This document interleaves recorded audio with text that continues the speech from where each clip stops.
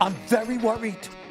I'm very worried. I'm very worried about the Pistons. We all nasty dogs, nasty boys, whatever you want to call it. That's us. A bunch of mutts. You don't want no mud in your house, do you? Nobody like mutts. We nasty boys. That's what we are. So you guys obviously embrace it, talk about it, or anything? We are nasty boys. That's what we are. That's what we are. They can hoop. They're going to be disrespectful. Yeah. They're going to be physical. And they dare you to try to do something about it with those two fucking bodyguards that they got over there. Yeah. Jalen Duren and Beef Stoop. Better strap your motherfucking shoes up. The Detroit Pistons were just about irrelevant for a span of 15 years. From the years of 2009 to 2023, they only appeared in the playoffs 2 times and got swept both times. They went 14 years without a single playoff win. The grit was gone, the direction was gone. Detroit basketball felt completely hopeless and lost the identity of the Bad Boys and the 2004 championship team. The Pistons were probably one of the best defensive teams. They were so physical but long. When you have people like Dennis and John Sally, I mean, you might get past Joe Dumars, but you got both of them to contend. And Lambeer, he would just slam you, right? That 3-guard combination of Isaiah, Joe Dumars, and Vinnie Johnson was unbelievable. We won one series against them, and then in '88, and then they came back and beat us in '89. And then Michael, it was their turn. We were on the decline. They were on their way up. And when we played them in '91, you could tell that the Pistons had prepared them for the championship. Yeah. The stretch in the 2000s wasn't just a failed rebuild. It was a collapse. Years of bottom feeding multiple head coaches, top 10 picks like Stanley Johnson and Killian Hayes that never developed the way they were supposed to. A record-setting losing streak, no spacing, no structure, no identity. The franchise that once terrified the league had become the team everyone circled on the schedule for an easy win. The Pistons were over, or so everyone thought. But real franchises, the ones built on culture and the right people, don't stay down forever. And if the 2004 Pistons defined how to build a champion, the mid-2000s, Pistons might just redefine how fast you can build one again. That team right there, look, they have a legit chance. I would give them, right now, if you had to ask me who am I taking, Detroit or the field in the Eastern Conference, I'm taking Detroit. Because in just 2 seasons, this team went from rock bottom to the #1 seed in the Eastern Conference, powered by a franchise star, a new culture, and an identity that has finally resurrected Detroit basketball. Detroit is a problem. The dogs that they got over there and the way they play and the way they enjoy playing. We know JB last year was on every official, like he was just setting the tone for the intensity that those dudes play, and they latched on to it. They love it. This is how the Detroit Pistons completed one of the fastest rebuild in NBA history. I'm very concerned about the Detroit Pistons. Detroit Pistons are the #1 seed. There's something special going on. JB Big said, Cade Cunningham is a superstar. His brother's special. His brother's special. The big boys, Duren and Stewart, these are big boys now. You understand? Tobias Harris, consummate professional. You got cats around them. They got leadership. They got athleticism, they got defense, they got perimeter shooting, and they have a closer. Cade Cunningham is that dude. And JB Biggs can coach, okay? I'm telling you, something special is brewing in the Motor City. And this is the reason why I'm so worried about him. Before breaking down the genius behind the roster moves and player development that sparked the Detroit Pistons' shocking comeback, we need to rewind and see just how deep the hole really was. Because this franchise wasn't just bad, it was broken from top to bottom. In the years leading up to their collapse, the Pistons didn't just lose games, they lost their way. Between 2010 and 2024, Detroit made the playoffs only twice and never won a single postseason game. Every year, it felt like the team was starting over. New coaches, new draft picks, new plans, but no real progress. Any sense of continuity was gone, replaced by chaos and frustration. The breaking point came in the 2023-24 season. That year, the Pistons hit rock bottom with a record-setting 28-game losing streak, finishing 14-68, one of the worst records in NBA history. The effort was there, and the front office claimed to have a plan, but nothing worked. The team had no structure, no rhythm, and no identity. Monty Williams, brought in on a massive contract to bring stability, never found a working rotation. The offense was awkward, the defense was flat, and the young core was left confused and underused. Detroit ranked near dead last, 29th or 30th, in almost every major category: offense, defense, shooting, and half-court scoring. And just like the Patriots missing on draft picks, the Pistons had their own list of regrets. Killian Hayes never developed into the lead guard they hoped for. Sekou Doumbouya disappeared from the league altogether. Even bright young talents like Cade Cunningham, Jaden Ivey, and Jalen Duren, guys who clearly had the potential to lead, were stuck in a system that didn't help them grow. There were no veterans to guide them, no real structure to build around, and no environment that encouraged development. The roster was a mess. No shooters to space the floor, no defensive anchors, and no leaders with experience to steady the locker room. The team wasn't just rebuilding, it was running in circles. By the end of that disastrous season, the Pistons were depleted on every level: talent, morale, and direction. The culture had crumbled, the players had stopped progressing, and fans were losing faith fast. Fixing this team wasn't just about finding new players. It was about building a brand new identity, one that could restore pride to Detroit basketball once and for all. The man given the impossible task of fixing the Detroit Pistons was Trajan Langdon, the new architect brought in to replace the outgoing front office and completely rebuild the franchise from the ground up. Langdon came with a reputation for patience, sharp talent evaluation, and smart roster management. He wasn't just hired to make tweaks, he was brought in to modernize Detroit basketball. His vision was clear: build a sustainable structure, not another short-term patch. And while Langdon went to work reshaping the front office, the organization made another massive move that would change everything on the court. Monty Williams, once the high-profile hire meant to stabilize the franchise, was fired just 1 year into his massive 6-year, $78 million contract. It was a bold and expensive statement that Detroit was done waiting. In his place came J.B. Bickerstaff, a coach known for discipline, defensive structure, and getting the best out of young, developing players. Bickerstaff wasn't about flash, he was about identity and accountability. The kind of coach who could take raw talent and mold it into something that actually wins. Together, Langdon and Bickerstaff were handed a franchise in ruins and told to rebuild not just a roster, but a culture. Heading into the 2024 offseason after that brutal 14-win season, expectations were low, but desperation was high. Detroit needed to make a statement. The lottery, though, didn't do them any favors. They landed the 5th overall pick instead of the top spot many fans had hoped for. But that 5th pick turned out to be a blessing in disguise. The Pistons selected Ron Holland, one of the most athletic and high-upside wings in the entire draft class. Explosive in transition, relentless on defense, and full of energy, Holland perfectly embodied the new identity Detroit wanted to build. He wasn't the polished offensive scorer some were dreaming of, but he brought something more valuable: attitude, toughness, and a defensive mindset that could anchor a culture shift. The rest of the 2024 draft class was made up of developmental pieces, players meant to grow, not dominate right away. Holland showed flashes of brilliance but was still learning the offensive side of the game. Even so, his arrival marked something bigger: the start of a new era built on defense, hustle, and belief that Detroit basketball was finding its heartbeat again. The early results from Detroit's rebuild were underwhelming. The potential was there, but potential alone doesn't win games, so the Pistons shifted focus. Instead of betting on raw rookie upside, they went for something far more reliable: experience. And that's where everything started to click. Their biggest move came in the form of a familiar face, Tobias Harris. His return gave Detroit exactly what it had been missing: a stabilizing veteran who could score efficiently, punish mismatches, and bring poise to an offense that often looked chaotic. He wasn't just another signing.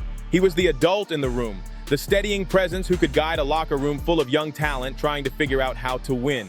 Next up was Malik, whose instant energy, creative playmaking, and fearless shot-making turned Detroit's second unit into a real weapon. Langdon then rounded out the roster with a handful of smart, low-profile moves, adding role players who could actually play their roles.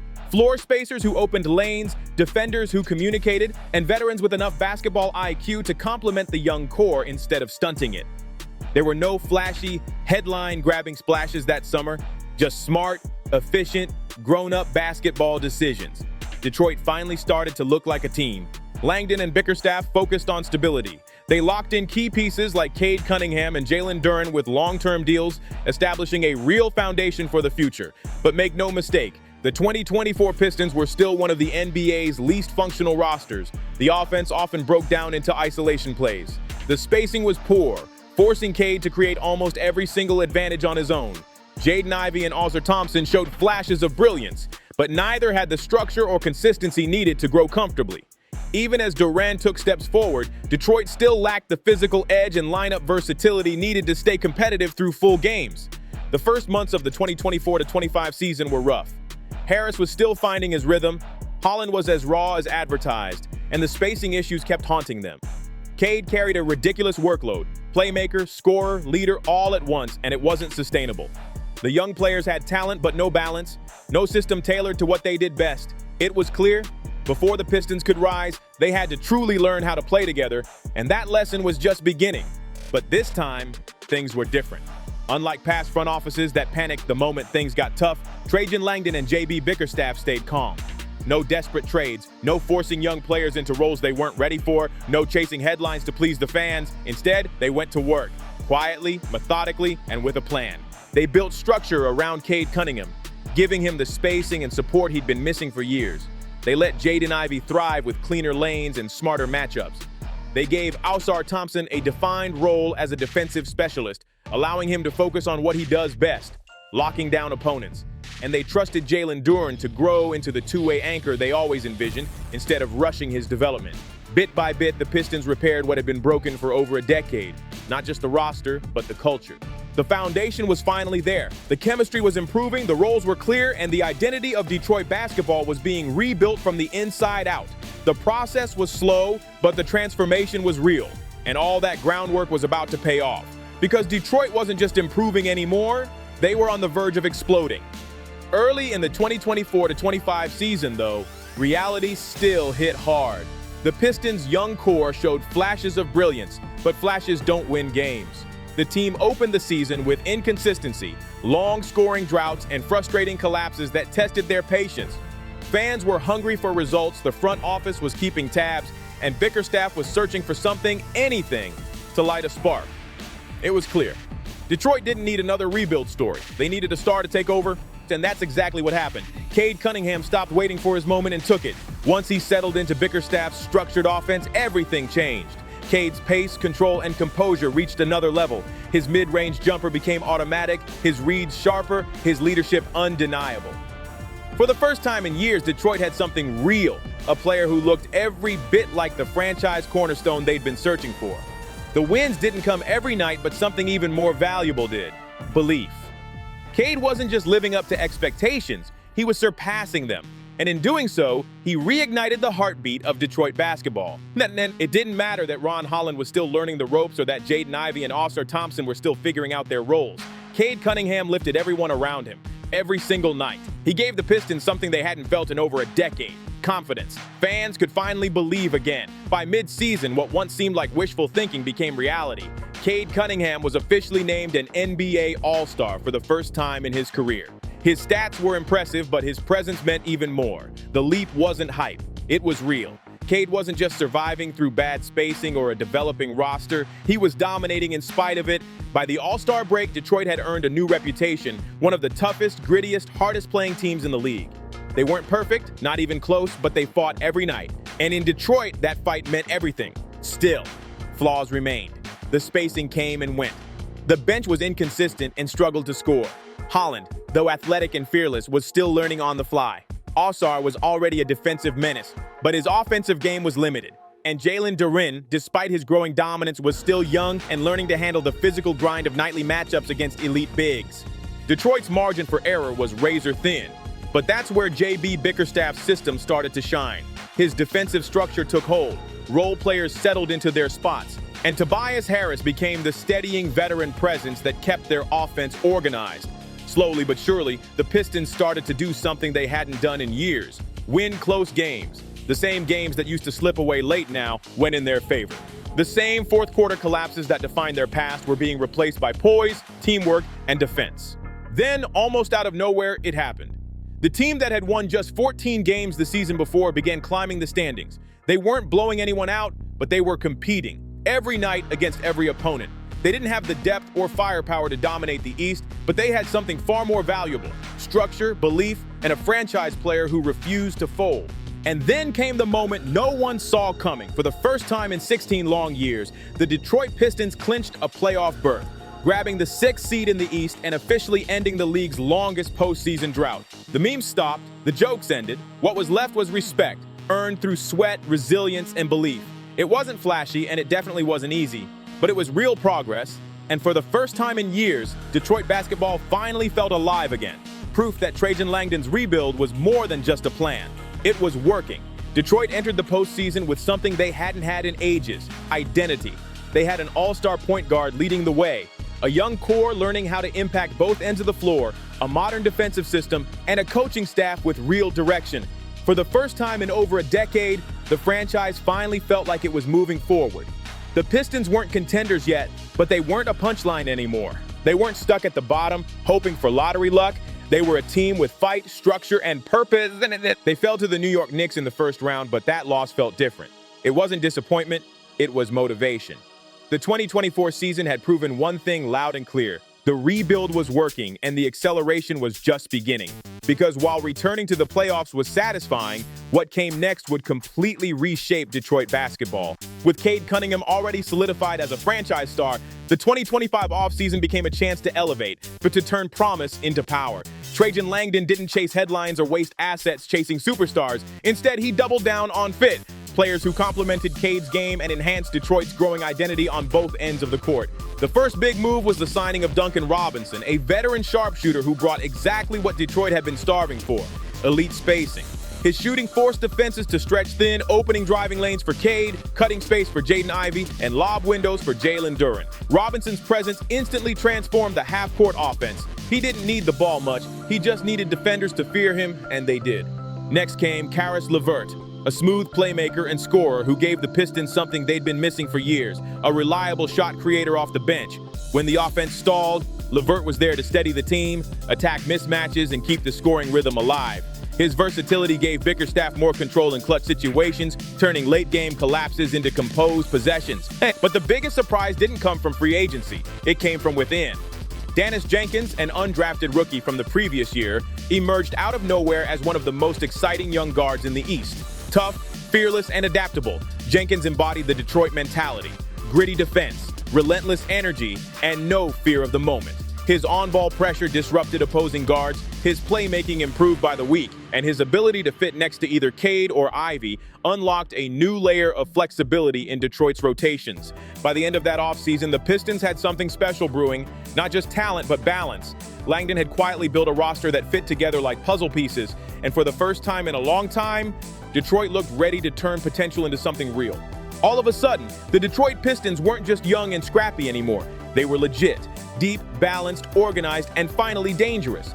Every part of the roster started clicking like a machine built for one purpose: domination. And for Cade Cunningham, those upgrades changed everything.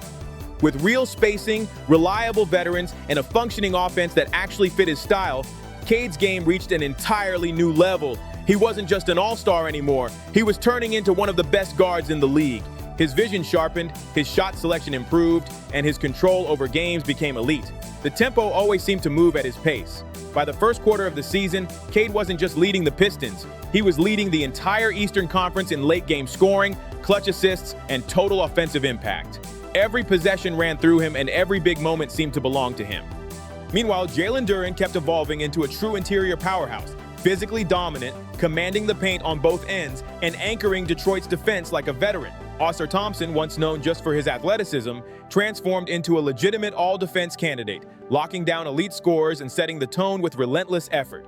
The roster that once felt scattered was now synchronized. Every player had a role, every lineup had purpose, and every game had direction. And then came the moment, the one that made the league stop and realize Detroit wasn't a fluke. Midway through the season, the Pistons climbed all the way to the #1 seed in the Eastern Conference. The same franchise that had won just 14 games 2 years earlier was now sitting at the top, powered by Cade's brilliance, Duren's force, Ausar's defense, and a roster built perfectly around them. They weren't just winning games, they were outplaying contenders, outworking opponents, and outthinking teams that used to toy with them. Duncan Robinson stretched defenses to their limits, Caris LeVert became a steady scoring option, and Dennis Jenkins, the fearless undrafted guard, kept proving he belonged. And behind it all was J.B. Bickerstaff, the coach who turned chaos into cohesion, finally building an identity that matched Detroit's DNA: tough, disciplined, and relentless. It didn't take 5 years, it didn't take luck, it didn't even take a full teardown. It took 2 seasons of smart, patient roster moves, disciplined coaching, and young players developing into real professionals. The result? The Pistons became one of the NBA's biggest threats. Detroit didn't just rebuild, They rewrote the rules on how fast a rebuild can happen. They didn't sneak into relevance, they detonated expectations. And at the center of it all, Cade Cunningham wasn't just a star. He was a superstar, commanding games with a level of poise and control rarely seen from a player his age. This isn't a fluke, this isn't a feel-good underdog story. This is the beginning of something real. And the rest of the league knows it. The Pistons were supposed to be years away, a young, developing project with more potential than production. But instead, they flipped the script entirely. From dysfunction to discipline, from the bottom to the top, from a record-breaking losing streak to a #1 seed. One of the fastest turnarounds in NBA history. The Detroit Pistons are back. From rock bottom to the top of the East. That's the kind of turnaround nobody saw coming. But what about you? Do you think this Pistons rise is for real? Can this team not just claim the top seed, but actually win the East and finish the job? Can Cade keep this pace and actually carry Detroit through the playoffs to win a championship? Or is this just the calm before another storm? I'm curious. What's your take on all of it? I really want to hear your thoughts, so drop them in the comments below. Thanks so much for watching and being part of Ball Stories. Your support keeps this channel alive. If you enjoyed this one, hit like, share it with another NBA fan, and subscribe so you don't miss the next deep dive. And don't go anywhere. There are even more wild stories and shocking rebuilds waiting for you right now on the channel. Go check them out. You'll be hooked. See you in the next one. Peace.